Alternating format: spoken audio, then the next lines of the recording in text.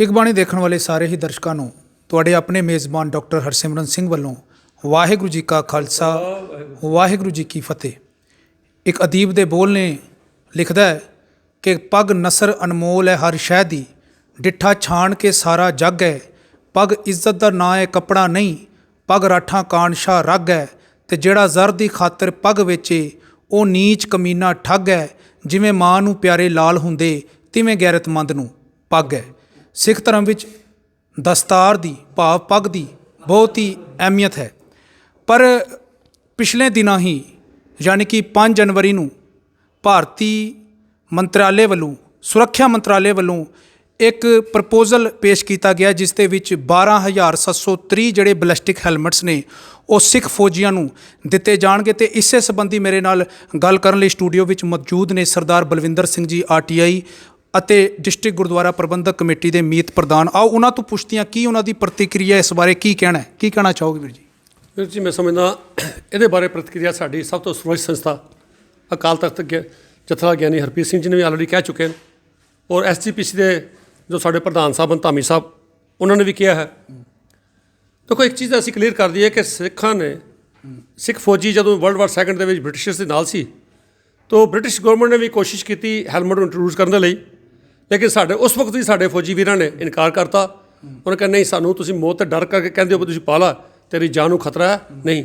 ਜਿਸ ਟਾਈਮ ਅਸੀਂ ਇਹ ਵਰਦੀ ਪਾਉਂਦੇ ਹਾਂ ਉਸ ਟਾਈਮ ਆਪਣੀ ਜਾਨ ਤਲੀ ਤੇ ਰੱਖ ਕੇ ਅਸੀਂ ਆ ਜਾਂਦੇ ਹਾਂ। ਸਾਨੂੰ ਮੌਤ ਤੇ ਕੋਲੋਂ ਡਰ ਨਹੀਂ ਹੈ। ਮੌਤ ਤੇ ਕਰਕੇ ਅਸੀਂ ਇਹਦੇ ਨਾਲ ਕੰਪਰੋਮਾਈਜ਼ ਨਹੀਂ ਕਰ ਸਕਦੇ, ਕਿਉਂਕਿ ਹਮੇਸ਼ਾ ਹੀ ਜਦੋਂ ਕਿ ਸਾਹਿਬਜ਼ਾਦਿਆਂ ਦੀ ਗੱਲ ਕਰੀਏ, ਚਮਕੌਰ ਦੀ ਗੜੀ ਸ਼ਹੀਦ ਹੋਏ ਜਾਂ ਛੋਟੇ 2 ਸਾਹਿਬਜ਼ਾਦੇ ਜਦ ਸੂਬਾ ਸਰਹੰਦ ਦੀ ਕਚਹਿਰੀ ਜਾ ਕੇ ਆਪਣੇ ਆਪ ਨੂੰ ਉਹਨਾਂ ਜ਼ਿੰਦਾ ਚਿਣਾਉਣਾ ਮਨਜ਼ੂਰ ਕਰ ਲਿਆ, ਲੇਕਿਨ ਕਿਸੇ ਵੀ ਆਪਣੇ ਅਸੂਲਾਂ ਨਾਲ ਸਿਧਾਂਤਾਂ ਨਾਲ ਕੰਪਰੋਮਾਈਜ਼ ਨਹੀਂ ਕੀਤਾ। ਸੋ ਇਹ ਕਿਤੇ ਨਾ ਕਿਤੇ ਸਾਡੇ ਸਿਧਾਂਤਾਂ ਦੇ ਖਿਲਾਫ ਜਾ ਕੇ ਹੈ, ਕਿਉਂਕਿ ਗੁਰੂ ਮਹਾਰਾਜ ਨੇ ਸਾਨੂੰ ਇਹ ਗੱਲ ਕੁਰਬਾਨੀ ਵੀ ਕਹਿੰਦੀ ਹੈ ਕਿ ਸਿੱਖ ਹੋਏ ਸਿਰ ਟੋਪੀ ਧਰੇ, 7 ਜਨਮ ਕੁਸ਼ਤੀ ਹੋਏ ਮਰੇ। ਸੋ ਸਾਡੇ ਲਈ ਇੱਕ ਟੋਪੀ ਪਾਉਣਾ ਬਿਲਕੁਲ ਗੁਨਾਹ ਹੈ, ਬਿਲਕੁਲ ਵਰਜਿਤ ਹੈ। ਸੋ ਸਰਕਾਰਾਂ ਇਹਨਾਂ ਚੀਜ਼ਾਂ ਨੂੰ ਜ਼ੋਰ ਜ਼ਬਰਦਸਤੀ ਸਾਡੇ ਨਾਲ ਨਾ ਥੋਪਿਆ ਕਰੇ। ਜਾਂ ਤਾਂ ਮੈਂ ਪੁੱਛਣਾ ਚਾਹੁੰਦਾ, ਕਿਆ ਸਰਕਾਰ ਦੇ ਕੋਲ ਕੋਈ ਐਸਾ ਡਾਟਾ ਕਿਆ ਸਰਕਾਰ ਨੇ ਬਣਾਇਆ ਹੈ ਜਿਹਦੇ ਸਰਕਾਰ ਨੇ ਕੋਈ ਐਸਾ ਕੰਪੈਰੀਜ਼ਨ ਕੀਤਾ ਹੋਵੇ, 2-3 ਜੰਗਾਂ ਦਾ ਕੀਤਾ ਹੋਵੇ, 62 ਦੀ ਜੰਗ ਦਾ ਕੋਈ ਐਸਾ ਡਾਟਾ ਹੈ, 71 ਦੀ ਜੰਗ ਦਾ ਕੋਈ ਐਸਾ ਡਾਟਾ ਹੈ, ਕਰਗਿਲ ਦੀ ਜੰਗ ਦਾ ਕੋਈ ਐਸਾ ਡਾਟਾ ਹੈ ਜਿੱਥੇ ਤੁਹਾਡੇ ਕੋਲ ਡਾਟਾ ਹੋਵੇ ਕਿ ਕਿਆ ਜਿਨ੍ਹਾਂ ਨੇ ਹੈਲਮਟ ਪਾਈ ਸੀ ਉਹਨਾਂ ਦੀ ਡੈਥ ਰੇਟ ਕੀ ਰਿਹਾ ਅਤੇ ਜਿਨ੍ਹਾਂ ਨੇ ਹੈਲਮਟ ਨਹੀਂ ਸੀ ਪਾਈ ਉਹਨਾਂ ਦਾ ਡੈਥ ਰੇਟ ਕੀ ਰਿਹਾ? ਫਿਰ ਕਿਤੇ ਨਾ ਕਿਤੇ ਗੱਲ ਲਾਜਿਕ ਤੇ ਕੋਈ ਕੀਤੀ ਜਾ ਸਕਦੀ ਹੈ, ਲੇਕਿਨ ਇਹ ਗੱਲ ਤੇ ਜ਼ੀਰੋ ਟਾਲਰੈਂਸ ਹੈ ਨਾ ਕਿ ਅਸੀਂ ਪਗੜੀ ਦੇ ਜਗ੍ਹਾ ਟੋਪ ਪਾ ਕੇ ਰੱਖੀਏ ਤਾਂ ਸਮਝੌਤਾ ਕਰ ਜਾਈਏ, ਬਿਲਕੁਲ ਨਹੀਂ ਹੋ ਸਕਦਾ। ਦੂਸਰਾ ਗੱਲ, ਕਿਆ ਸਰਕਾਰ ਨੂੰ, ਕਿਉਂਕਿ ਸਰਕਾਰ ਅਗਰ ਕਿਸੇ ਦੀ ਕੋਈ ਜ਼ਰੂਰਤ ਪੈਂਦੀ ਹੈ, ਬਰਫ਼ ਦੇ ਇਲਾਕੇ ਜਾਂਦੇ ਹਨ, ਪੈਰ ਸਨੋ ਬਾਈਟ ਹੁੰਦੀ ਹੈ ਅਤੇ ਫੌਜ ਦੇ ਕਰਨਲ ਕੋਲੋਂ ਕਮਾਂਡਿੰਗ ਅਫਸਰ ਕੋਲੋਂ ਡਿਮਾਂਡ ਦਿੱਤੀ ਜਾਂਦੀ ਹੈ ਜਨਾਬ ਇਹ ਜਿਹੜਾ ਸ਼ੂ ਹੈ ਇਹ ਹੁਣ ਕਾਬਲ ਨਹੀਂ ਰਿਹਾ, ਇਸ ਤੋਂ ਹੋਰ ਜ਼ਿਆਦਾ ਅੱਛਾ ਜੋ ਹੋਰ ਅੱਛੇ ਲੈਵਲ ਦਾ ਅੱਛੀ ਕੁਆਲਿਟੀ ਦਾ ਇਹਨਾਂ ਨੂੰ ਦਿੱਤਾ ਜਾਏ, ਕਿਉਂਕਿ ਇੱਥੇ ਸ਼ੂ ਬਾਈਟਿੰਗ ਹੁੰਦੀ ਹੈ। ਕਿਆ ਕਿਸੇ ਤੁਹਾਨੂੰ ਆਰਮੀ ਦੇ ਕਿਸੇ ਸਿੱਖ ਰੈਜੀਮੈਂਟ ਦੇ ਜਾਂ ਕਿਸੇ ਹੋਰ ਨੇ ਇਹ ਡਿਮਾਂਡ ਕਦੇ ਕੀਤੀ ਕਿ ਸਿੱਖਾਂ ਨੇ ਗੱਲ ਕੀਤੀ ਹੋਏ ਭਾਈ ਸਾਡੀ ਜਾਨ ਨੂੰ ਖਤਰਾ ਜੀ, ਅਸੀਂ ਅੱਗੇ ਜਾਂਦੇ ਡਰ ਲੱਗਦਾ, ਤੁਸੀਂ ਸਾਨੂੰ ਹੈਲਮਟ ਦਿਓ? ਬਿਲਕੁਲ ਨਹੀਂ, ਮੈਂ ਨਹੀਂ ਸਮਝਦਾ ਕਦੇ ਕਿਸੇ ਸਿੱਖ ਨੇ ਐਸੀ ਡਿਮਾਂਡ ਕੀਤੀ ਹੋਏ। ਫਿਰ ਤੁਹਾਨੂੰ ਸਿੱਖ ਦੀ ਜਾਨ ਦੀ ਜ਼ਿਆਦਾ ਉਹ ਕਿਉਂ ਟੈਨਸ਼ਨ ਨਹੀਂ ਲੈਣੀ ਚਾਹੀਦੀ? ਸਿੱਖ ਨੇ ਪੱਗ ਬੰਨੀ ਹੈ, ਪੱਗ ਤੋਂ ਵਧੀਆ ਸਾਡੇ ਗੁਰੂ ਮਹਾਰਾਜ ਦੀ ਸਾਡੇ 'ਤੇ ਇੱਕ ਛਾਇਆ ਹੈ, ਸਾਡੇ ਗੁਰੂ ਮਹਾਰਾਜ ਸਾਡੇ 'ਤੇ ਸਰੂਪ ਹੈ। ਪੱਗ ਦੇ ਨਾਲ ਕੰਪਰੋਮਾਈਜ਼ ਨਹੀਂ ਕੀਤਾ ਜਾ ਸਕਦਾ। ਤਾਂ ਜਥੇਦਾਰ ਸਾਹਿਬ ਨੇ ਬਿਲਕੁਲ ਕਲੀਅਰ ਕਹਿਤਾ ਹੈ ਔਰ ਧਾਮੀ ਸਾਹਿਬ ਨੇ ਬਿਲਕੁਲ ਕਲੀਅਰ ਕਹਿਤਾ, ਕਿਉਂਕਿ ਅੰਗਰੇਜ਼ਾਂ ਦੇ ਟਾਈਮ ਜਦੋਂ ਅਗਰ ਸਿੱਖ ਫੌਜੀਆਂ ਨੇ ਕਦੇ ਇਸ ਚੀਜ਼ ਨੂੰ ਹਾਮੀ ਨਹੀਂ ਭਰੀ ਕਿ ਅਸੀਂ ਪੱਗ ਲਾ ਕੇ ਟੋਪੀ ਪਾ ਲਾਂਗੇ, ਗੁਰਬਾਣੀ ਦੇ ਉਲਟ ਜਾਵਾਂਗੇ, ਗੁਰਬਾਣੀ ਦੇ ਸਿਧਾਂਤਾਂ ਦੇ ਅਗੇਂਸਟ ਜਾ ਕੇ ਕੋਈ ਵੀ ਸਿੱਖ ਫੌਜੀ, ਤੁਸੀਂ ਅੱਜ ਵੀ ਵਾਲੰਟੀਅਰ ਨੂੰ ਪੁੱਛ ਲਓ ਕੋਈ ਪਾਉਣਾ ਚਾਹੁੰਦਾ, ਜਿਹਨੂੰ ਤੁਸੀਂ ਪਾਉਣਾ ਚਾਹੁੰਦੇ ਹੋ ਪਹਿਲੇ ਉਹਨਾਂ ਕੋਲੋਂ ਉਹਨਾਂ ਦੀ ਕੰਸੈਂਟ ਦੇ ਲਓ ਨਾ, ਉਹਨਾਂ ਕੰਸੈਂਟ ਲਓ ਭਾਈ ਕਿਆ ਤੁਹਾਡੇ ਕੋਲ ਅਸੀਂ 12,700 ਬੈਲਿਸਟਿਕ ਹੈਲਮਟ ਬਣਵਾਉਣ ਜਾ ਰਹੇ ਹਾਂ, ਕਿਆ ਤੁਸੀਂ ਪਾਓਗੇ? ਕਿਆ ਉਹ ਕੰਪਰੋਮਾਈਜ਼ ਕਰ ਦੇਣ? ਕਿਆ ਉਹ ਹਾਂ ਕਰ ਦੇਣ?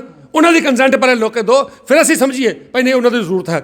ਜਦ ਕੋਈ ਵੀ ਸਿੱਖ ਇਸ ਚੀਜ਼ ਨਾਲ ਕੰਪਰੋਮਾਈਜ਼ ਨਹੀਂ ਕਰ ਸਕਦਾ, ਜਿਸ ਤੁਸੀਂ ਵੀ ਆਪਣੇ ਸ਼ਹਿਰ 'ਚ ਕਿਹਾ ਸੀ ਨਾ, ਇਹ ਸਿਰਫ ਕੱਪੜੇ ਦਾ ਟੋਟਾ ਨਹੀਂ ਹੈ, ਸਾਡਾ ਸੇ ਕਰਾਊਨ ਹੈ, ਗੁਰੂ ਮਹਾਰਾਜ ਤੋਂ ਦਿੱਤੀ ਦੀ ਹੋਈ ਬਹੁਤ ਉੱਚੀ ਦਾਤ ਹੈ, ਜਿਹੜੀ ਸ਼ਹਾਦਤਾਂ ਦੇ ਕੇ ਲੱਖਾਂ ਦੀਆਂ ਸ਼ਹਾਦਤਾਂ ਦੇ ਕੇ ਸਾਨੂੰ ਇਹ ਪਗੜੀ ਮਿਲੀ ਦੀ ਹੈ। ਅਤੇ ਪਗੜੀ ਕੋਈ ਕੱਪੜਾ, ਇਹਨੂੰ ਸਿੰਪਲ ਕੱਪੜਾ ਨਾ ਸਮਝਿਆ ਕਰੋ ਭਾਈ ਸਿੱਖ ਲਾ ਦੇਗਾ ਅਤੇ ਤੁਹਾਡੀ ਦਿੱਤੀ ਹੋਈ ਹੈਲਮਟ ਪਾ ਲੇਗਾ। ਸਾਡੇ ਸਿਧਾਂਤਾਂ ਦੇ ਨਾਲ ਕਦੇ ਅਗਰ 7 ਸਾਲ ਦਾ 9 ਸਾਲ ਦੇ ਬੱਚਿਆਂ ਨੇ ਅਗਰ ਕੰਪਰੋਮਾਈਜ਼ ਨਹੀਂ ਕੀਤਾ ਤਾਂ ਤੁਸੀਂ ਇਹ ਐਕਸਪੈਕਟ ਨਾ ਕਰੋ ਕਿ ਸਾਡੇ ਫੌਜੀ ਜਵਾਨ ਜਿਹੜੇ ਹਮੇਸ਼ਾ ਦੇਸ਼ ਦੇ ਲਈ ਲੜਨਾ ਮਰਨਾ ਜਾਣਦੇ ਹਨ, ਜੋ ਉਹਨਾਂ ਨੇ ਸਾਬਤ ਕਰਤਾ ਸੀ ਗਲਵਾਨ ਵੈਲੀ 'ਚ ਹੀ ਸਾਬਤ ਕਰਤਾ। ਇੱਕ ਸਿੱਖ ਨੇ 12 ਚਾਈਨੀਜ਼ ਨੂੰ ਮਾਰ ਕੇ ਦੱਸਿਆ ਸੀ ਕਿ ਅਗਰ ਹੈਲਮਟ ਪਾਉਣ ਦੇ ਬਿਨਾਂ ਮਾਰਿਆ ਸੀ ਤਾਂ ਹੈਲਮਟ ਪਾਉਣਾ ਸਾਡੇ ਲਈ ਮੈਂਡੇਟਰੀ ਨਾ ਕਰਿਓ, ਕਿ ਇਹਦੇ ਨਾਲ ਫਿਰ ਕਿਤੇ ਨਾ ਕਿਤੇ ਕੰਟਰੋਵਰਸੀ ਬਹੁਤ ਵੱਡੀ ਹੋਏਗੀ, ਕਿਉਂਕਿ ਸਿੱਖਾਂ ਨੇ ਆਪਣੀ ਜਾਨ ਦੇਣੀ ਮਨਜ਼ੂਰ ਕੀਤੀ, ਲੇਕਿਨ ਸਿਧਾਂਤਾਂ ਨਾਲ ਕੰਪਰੋਮਾਈਜ਼ ਕਦੇ ਕਿਸੇ ਨਹੀਂ ਕੀਤਾ। ਔਰ ਖਾਸ ਕਰਕੇ ਸਾਨੂੰ ਆਪਣੀ ਫੌਜ ਤੇ ਵੀ ਗਰਵ ਹੈ, ਜਿਹੜੇ ਆਪਣੇ ਸਿਧਾਂਤਾਂ ਦੇ ਪਹਿਰਾ ਦਿੰਦੇ ਹੋਇਆ ਦੇਸ਼ ਦੀ ਰਾਖੀ ਦੇ ਲਈ ਸਭ ਤੋਂ ਵੱਧ ਚੜ੍ਹ ਕੇ ਅੱਗੇ ਕੁਰਬਾਨੀਆਂ ਦੇਣ ਨੂੰ ਪਹਿਲੇ ਵੀ ਦਿੰਦੇ ਆਇਆ, ਅੱਗੋਂ ਜ਼ਰੂਰਤ ਪੈਗੀ ਅੱਗੋਂ ਵੀ ਦੇਸ਼ ਦੀ ਅਖੰਡਤਾ ਦੇ ਲਈ ਸ਼ਹਾਦਤਾਂ ਦੇਣ ਲਈ ਤਿਆਰ ਹਨ।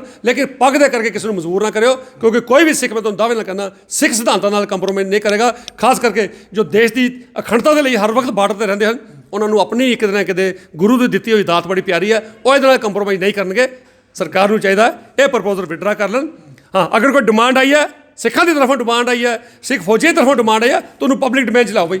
ਇਹ ਸਾਨੂੰ ਇਸ ਤੁਹਾਡੀ ਸਿੱਖ ਅਰੇਂਜਮੈਂਟ ਦੇ ਕਮਾਂਡਿੰਗ ਅਫਸਰ ਨੇ ਸਾਨੂੰ ਇਹ ਡਿਮਾਂਡ ਭੇਜੀ ਹੈ, ਤਾਂ ਫਿਰ ਅਸੀਂ ਕਿਤੇ ਦੇਖੀਏ ਵੀ ਕੀ ਗੱਲ ਹੈ, ਆਖਰ ਸਿੱਖ ਕਿਉਂ ਡੋਲਦਾ ਗਿਆ, ਕੀ ਕਮਜ਼ੋਰੀਆਂ ਆ ਗਈਆਂ, ਕਿਆ ਸਿੱਖ ਨੂੰ ਆਪਣੇ ਗੁਰੂ ਤੇ ਭਰੋਸਾ ਨਹੀਂ ਰਿਹਾ, ਕਿ ਐਸਾ ਕੀ ਹੋ ਗਿਆ।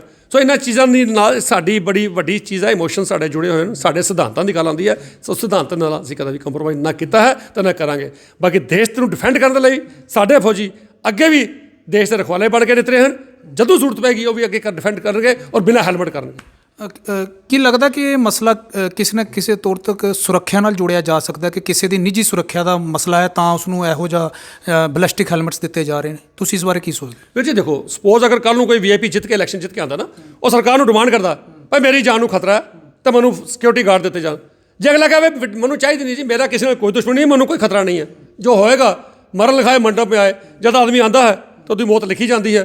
ਤਾਂ ਅਗਰ ਅਸੀਂ ਉਹ ਕਹਿੰਦੇ ਹਾਂ, ਅਗਰ ਤੋਂ ਮੰਗਦੇ ਤਾਂ ਤੁਸੀਂ ਗੱਲ ਕਰੋ, ਨਹੀਂ ਜੀ ਉਹਨਾਂ ਨੇ ਡਿਮਾਂਡ ਕੀਤੀ ਅਸੀਂ ਦੇਣ ਲੱਗੇ ਹਾਂ। ਜਦ ਉਹਨਾਂ ਜ਼ਿੰਦਗੀ 'ਚ ਕਦੇ ਅਸੀਂ ਡਿਮਾਂਡ ਕੀਤੀ ਹੀ ਨਹੀਂ ਔਰ ਨਾ ਹੀ ਉਹ ਧਰਮੀ ਫੌਜੀ ਕਰਨਗੇ, ਤਾਂ ਫਿਰ ਤੁਸੀਂ ਉਹਨਾਂ ਨੂੰ ਜ਼ਬਰਦਸਤੀ ਥੋਪੋ ਦੀ ਗੱਲ ਕਰੋਗੇ।